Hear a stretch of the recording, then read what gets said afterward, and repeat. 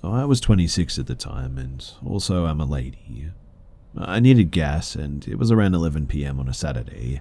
I pulled into a busy gas station to fill my tank up, except it was completely bare, not a car in sight. I also live in Alaska, and it was very cold this night, maybe -10, I guess. But I was tired after working and just wanting to get home. Usually I start my pump and sit in my car due to the freezing cold, but this time I had a weird feeling that I just needed to stand by the pump, so I did. I just started pumping my gas when a little gold sedan pulled up right next to me. A guy got out, and I was feeling hypervigilant for some reason. He started cleaning his completely clean windows, and as he put back the squeegee, he started towards me. I felt like I wanted to run, but I stayed calm and continued pumping. He asked me if I would help him put his windshield wiper fluid in his car because he ran out and he doesn't know how to open the hood. I laughed it off and told him that I don't know either, which was actually a lie. But he kept getting closer and closer to me while trying to lure me to his car by saying that there's something under his seat that he can't reach because he's too big. Now, I'm 5'2" and petite. This man was large and scruffy. I think Alaska wilderness dude. And at this point, I'm freaking out and I hit the sell button on the pump. He took a step back and started to go back to his car, and I thought that I was being smart.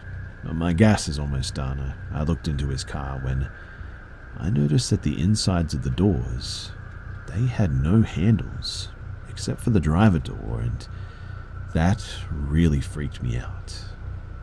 I was putting the pump back and opening my door. He was right behind me, slammed my door shut and yelled, "You're coming with me." Obviously, I refused and I was petrified. He grabbed my arm and slammed me against my car, and I elbowed him as hard as I could. I started to scream at the top of my lungs, and thank God for the gas attendant with a big gun that night, because if not for him, I don't know what would have happened to me. The attendant pulled the video and we made a police report. I called immediately after that guy took off, and I never heard anything else about it after that night. And I guess the best that I can hope for is that he didn't get some other girl alone like I was.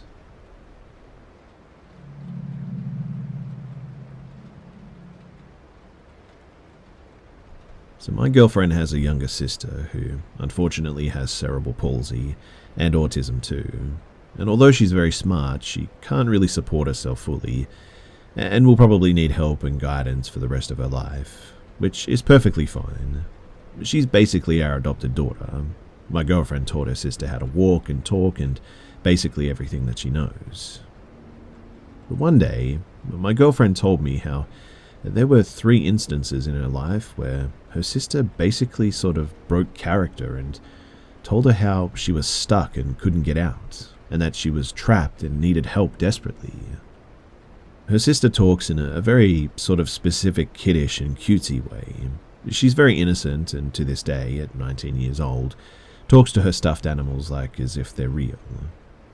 But during the 3 times where she broke character, my girlfriend told me that her sister spoke in a certain desperate and adult tone and made a face like she was scared for her life, and literally the next second, her face would change and she would go back to the way that she was before.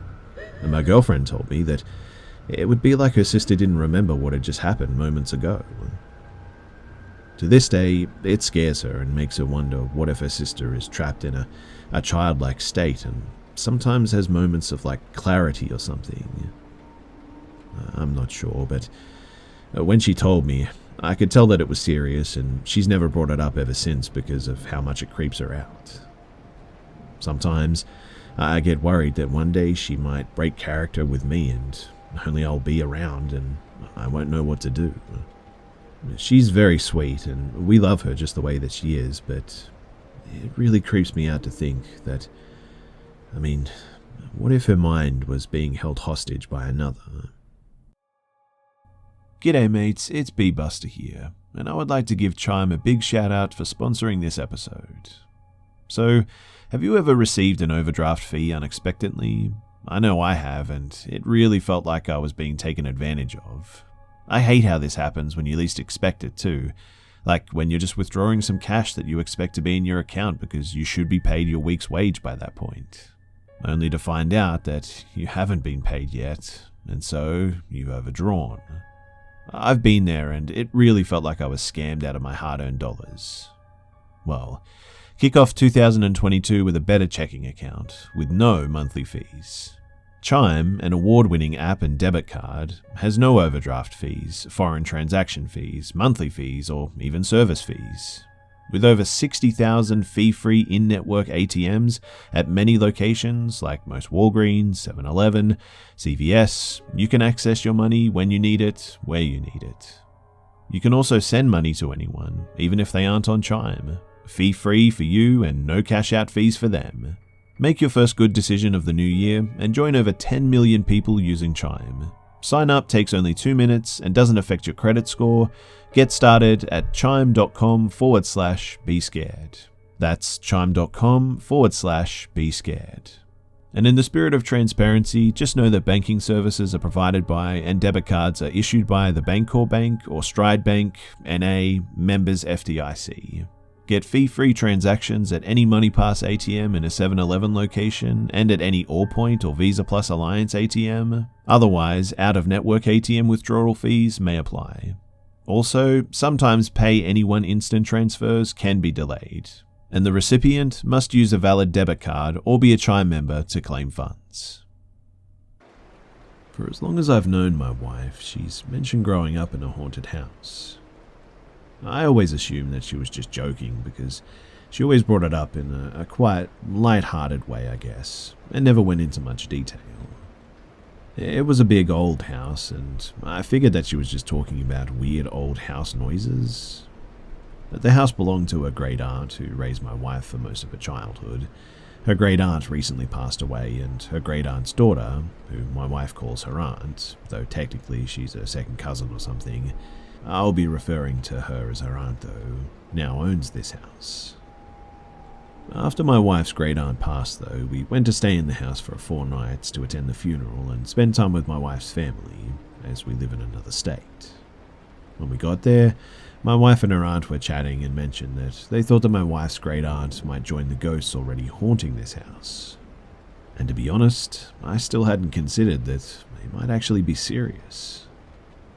The first night that we spent there, I woke up in the middle of the night and noticed something standing in the corner of the room beside the door. Thinking that it was my wife, I asked what she was doing, and this woke my actual wife up, who was actually sleeping beside me. I said that I thought that I saw someone in the room with us, but it must just be my eyes playing tricks on me. She then said, "The person in the corner next to the door? Yeah, don't worry about it." I almost wet myself. I thought that there was some creep in my room, to be honest, and my wife was just too sleepy to process it. So I grabbed my phone to call the police, but when my phone lit up the room, I saw that there was nobody there anymore. There wasn't even a weird shape that I might have mistaken for a person. The door was closed, so it wasn't like there could have been someone there who left the room in the moments that I was looking away to grab my phone. My wife told me that it was common to see shadowy people in the night, but I shouldn't worry because they don't do anything apparently. She fell back asleep right after that, but I just laid there awake the whole night, wondering what the heck had just happened. The next morning, I asked my wife about it, and she said that she wasn't kidding about the house being haunted. People who spend the night in the house regularly see and hear ghosts, but they've never hurt anyone or caused any problems, apparently. I remained skeptical even after the next night, which had been after the funeral, and my wife and aunt both reported that they'd been visited in their dreams by my wife's great aunt. So far, in my mind, everything was weird but explainable, I guess. The figure in the room could have been a strange trick of the light. My wife and her aunt had just attended the funeral of their loved one, and it made sense for them to both dream about her that night. Maybe it was a coping mechanism. But the third night, I was kept awake for hours by the constant sound of footsteps pacing around the house. My wife also heard them, but said that it was normal and I shouldn't worry, and she fell asleep easily. A few times during the night, I got up to look around for the source of the noise. I even did a couple of laps of the outside of the house in case there was somebody outside, but I never saw anyone walking around. At one point, I was in the lounge room and heard footsteps from the kitchen and called out to ask if there was anybody there. My wife's aunt opened her bedroom door and said that she could hear the footsteps too. And just like my wife, she told me that it was normal and there was no cause for concern. Then there was the sound of a drawer opening in the kitchen, which we both reacted to, and I went to check it and found the cutlery drawer open. My wife's aunt, who had come to the kitchen too, simply closed the drawer, commented with mild annoyance that the ghosts are always leaving things open, and went back to bed, leaving me to my own existential crisis. I just could not come up with a way to explain that away. We both heard the footsteps, both heard the drawer open at the same time, and there was nobody there and no way out of the kitchen except for past us. I tried staying on the couch to try and catch this mystery walker, and there were multiple times that I heard the footsteps pass through the lounge room, but I never saw anything. Eventually, I just gave up and I went back to bed. Nothing really happened the final night, though we did wake up to several cabinets open and nobody remembered leaving them open, though that could be explained by somebody just forgetting, I guess, or even sleepwalking. Even so, the footsteps, they still bothered me, and the shadowy person from the first night and the cabinets opened on the final night made me nervous in light of everything that happened on the third night. Up until now, I've always scoffed at the idea of the paranormal, but I just can't reconcile my experiences in that house with my skepticism. Talking to my wife's family revealed that everyone who stayed in that house believes that it's haunted, because they've had at least one completely unexplainable experience there. They all report that the ghosts leave people alone for the most part, though some who have lived there for a long time as children, including my wife and her aunt, have described meeting people that they thought were probably ghosts and have positive but strange interactions with them. To be quite honest as well, I'm still not sure what to think about it.